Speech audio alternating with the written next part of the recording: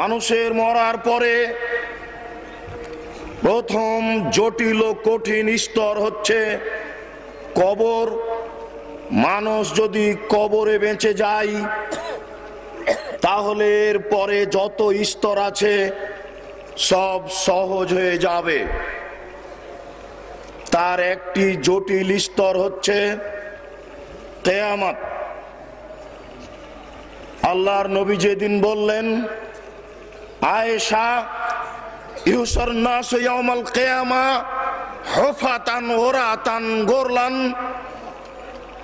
আর রিজাল one নিসা জামিয়া ইয়ানজুরু বাযুহুম ইলা বাযিন। আল্লাহর নবী আপনি বলেন, বিচারের কাঠগড়াতে নারী পুরুষকে খালি পায়ে নগ্ন অবস্থায় খাতনাবিহীন একত্রিত করা হবে। নারী পুরুষ একাকার হয়ে থাকবে, একজন আর একজনের প্রতি লক্ষ্য করবে। আল্লাহর নবী বললেন, আয়েশা, আল আমরু আশাদ্দু মিন যালিক আয়ানজুরা বাযুহুম ইলা বাযিন। আয়েশা, সমস্যা এর চেয়ে অনেক জটিল, অনেক কঠিন যে মানুষ একজন আর একজনকে লক্ষ্য করবে। এরপর একটি জটিল জায়গা জাহান্নাম, যা আগামীকাল হবে ইনশাআল্লাহ। আল্লাহ তাআলা বলেন, কাল্লা লা ইউমবাযান্না ফিল হুতামা, অবশ্যই অবশ্যই তাকে চূর্ণ বিচূর্ণকারী হোতামা নামক জাহান্নামে নিক্ষেপ করা হবে। ওয়ামা আদরাকা মাল হুতামা, হে নবী, আপনি কি বলতে পারেন চূর্ণ বিচূর্ণকারী হোতামা নামক জাহান্নাম কি? নারুল্লাহিল মুকাদা, তা হচ্ছে একটা জ্বলন্ত উত্তপ্ত আগুন। জাহান্নাম বলতে জ্বলন্ত উত্তপ্ত আগুনকে বুঝায়। এই সব সমস্যাকে উপেক্ষা করে একটা চিরস্থায়ী বসবাসের আনন্দের জায়গার নাম হচ্ছে জান্নাত। এই জান্নাত পাওয়ার জন্য পৃথিবীতে মানুষ নানা কলা কৌশল অবলম্বন করে থেকেছে, থাকছে, অবশ্যই করা উচিত। একমাত্র শিরক ও বিদআত থেকে মুক্ত থেকে রাসূলের পদ্ধতিতে ইবাদত করেই জান্নাত লাভ করা যায়।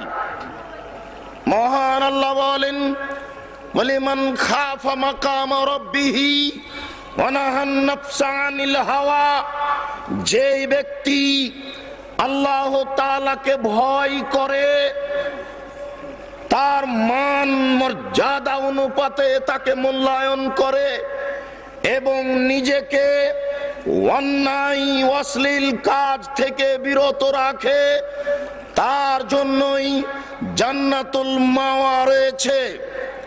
মানুষ তো মূলত আল্লাহর পরিচয় জানে না।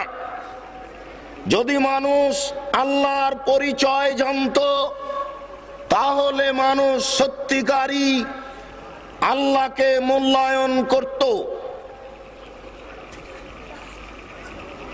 তার শক্তি, তার ক্ষমতা মানুষের জানা নেই। 1 মিনিট আমরা জানি 7 14টি স্তর রয়েছে, 7টি জমিন, 7টি আকাশ। প্রথম জমিনটা বুঝি একটা ছোট ফুটবল, একে একটা বড় ফুটবলে ঢুকিয়ে দিই, এটা হলো দ্বিতীয় জমিন। 2 ফুটবলের মধ্যে ফাঁকা থাকবে 500 বছরের পথ। 2 নম্বর ফুটবল 3 নম্বরে দিব, 2 আর 3 ফাঁকা থাকবে 500 বছরের পথ, চতুর্দিকে সমান। 3টে 4-এ, 4 নম্বর ফুটবল 5-এ, 5 নাম্বার 6-এ, 6 নাম্বার 7-এ, প্রত্যেকটার ভিতরে ফাঁকা আছে 500 বছরের পথ। এই 7 নাম্বার ফুটবলটা দিলাম। 8 নাম্বার ফুটবল, এটা হচ্ছে আকাশ। এই আকাশটা 7 নাম্বার জমিনের চতুর্দিকে আছে। ব্যবধান 500 বছরের পথ। 7 নাম্বার আকাশটা 8 নম্বরে, 8টা 9-এ, 9টা 10-এ, 10টা 11-তে, 11টা 12-তে, 12টা 13-তে, 13টা 14-তে, 14 নম্বর আকাশটার আর এই 13 নম্বর আকাশটার মধ্যে ফাঁকা আছে, ব্যবধান আছে 500 বছরের পথ। সবটার ভিতরে একই আছে। এই 14 নম্বর আকাশের উপরে আল্লাহর একটা বসার জায়গা আছে, তার নাম আরশ। এই 14 নম্বর আকাশ যত বড়, বসার চেয়ারটা তার চেয়ে বড়। বসার চেয়ারটা যত বড়, আল্লাহ তাআলা তার চেয়ে বড়। আপনি বলুন আল্লাহ কত বড়? মানুষ যদি আল্লাহকে চিনতো, জানতো, বুঝতো, তাহলে মানুষ নিজেকে পাপ থেকে ঠেকিয়ে রাখতো। মহান আল্লাহ বলেন যে আল্লাহর মানকে মূল্যায়ন করে এবং নিজেকে পাপ থেকে ঠেকিয়ে রাখে, তার জন্যই হচ্ছে জান্নাতুল মাওয়া। সতর্ক, সাবধান থাকা ভালো। মহান আল্লাহ বলেন ফাম্মা মান সাকালাত মাযিনুহু ফাহুয়া ফি শাতির রাজিয়া। বিচারের কাঠগড়াতে যার নেকির পাল্লা ভারী হয়ে যাবে, তারই জীবিকা নির্বাহ হবে অতীব সুখ স্বাচ্ছন্দ্যময়, সেই জান্নাতুল মাওয়ায় যাবে। যদি নেকির পাল্লা হালকা হয়ে যায়, তার জন্য অতীব গভীর গহ্বর জাহান্নাম হাবিয়ে আছে। এইদিকে হাবিয়ে, ওইদিকে জান্নাতুল মাওয়া। বিচারের কাঠগড়াতে নেকির পাল্লা ভারী হলে জান্নাতুল মাওয়া সুযোগ হবে। জান্নাত একটি আনন্দের জায়গা। জান্নাত পাওয়া যাবে যদি আপনার আকীদা ঠিক থাকে। আল্লাহর অনেক দয়া, অনেক রহমত।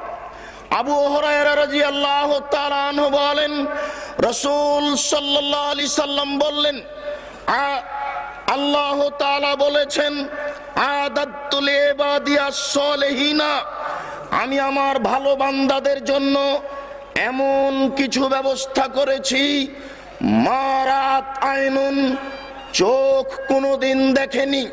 পৃথিবীর জন্ম থেকে নিয়ে পৃথিবীর ধ্বংস পর্যন্ত মানুষ যা কিছু করেছে, যা কিছু করবে, এমন কিছু করতে পারেনি, এমন কিছু করবে না যেটা জান্নাতের চেয়ে ভিন্ন ধরনের হতে পারে।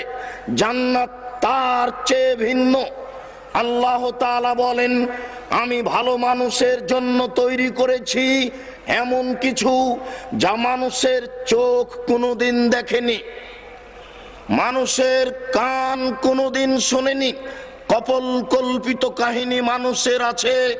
অমুক রাজা ছিল এমন, সাদ্দাত তৈরি করেছিল জান্নাত এমন, অনেক কিছু করেছিল, শুনেছিও শুনবো। মনে রাখবেন জান্নাত এর চেয়ে ভিন্ন। ওমা খাতারা বেকালবে বাশার, মানুষের অন্তরে অনেক কিছুই জাগে। এমন কিছু হতে পারে, এমন কিছু পেতে পারি, এমন কিছু কি পাওয়া যাবে। জান্নাত এমন কিছু মানুষের অন্তর তা ভাবতেও পারে না। কি দিয়ে আপনাকে আমি জান্নাত বুঝাই? আল্লাহর নবী একদিন বলছেন, মাদ-দুনিয়া লিল আখিরা ইল্লা মিসলা মা ইয়াজলু আহাদুকুম মিসবাহু ফিল ইয়াম্মি ফালিয়ানজুর বিমা ইয়ারজি। তোমাদের কোন ব্যক্তি তার আঙ্গুল সমুদ্রে ডুবিয়ে উঠিয়ে দেখবে তার আঙ্গুলে কতটুকু পানি লেগে আছে।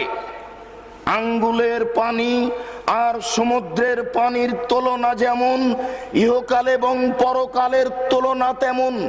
ইহকালে আপনি অনেক কিছু খাচ্ছেন, অনেক ভালো বিল্ডিং এ বসবাস করছেন, এরপরেও ইহকালের সুখ শান্তি হচ্ছে আঙ্গুলের পানির সমপরিমাণ, আর পরকালের সুখ শান্তি জান্নাত হচ্ছে সাগরের পানির তুলনায়। কি দিয়ে আপনাকে আমি বুঝাই জান্নাত কি জিনিস?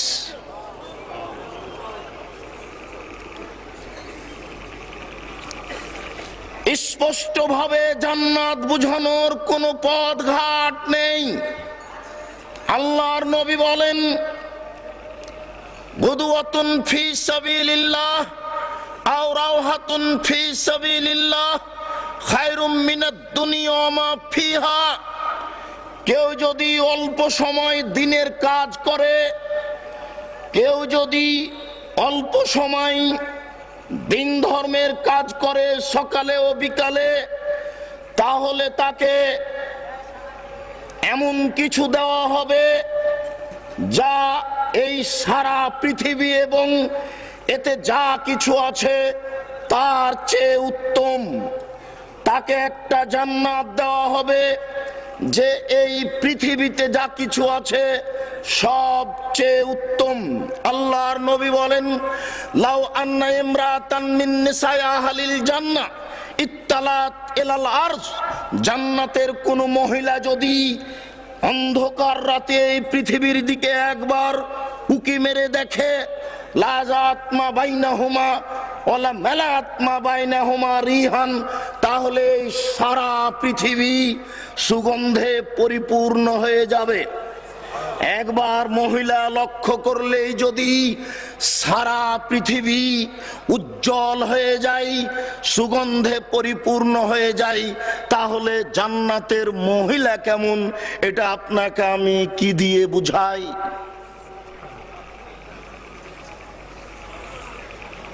আল্লাহর নবী বলেন, ওয়ালা নাসিফুহা খায়রুম মিনাদ দুনিয়া ওয়া মা ফিহা। ওই মহিলার গায়ে যেই চাদর আছে, উড়নি, এই গায়ের চাদর এই সারা পৃথিবী বিক্রি করে যা মূল্য হবে তার চেয়ে অনেক অনেক অনেক বেশি। এই জান্নাতের আলোচনা করেই আল্লাহর নবী মানুষকে পরকালমুখী করতেন। মানুষকে ঘায়েল করে পরকালমুখী করার বড় মাধ্যম জান্নাত। জান্নাতে মানুষের ভোগ করার জন্য অনেক নেয়ামত আছে।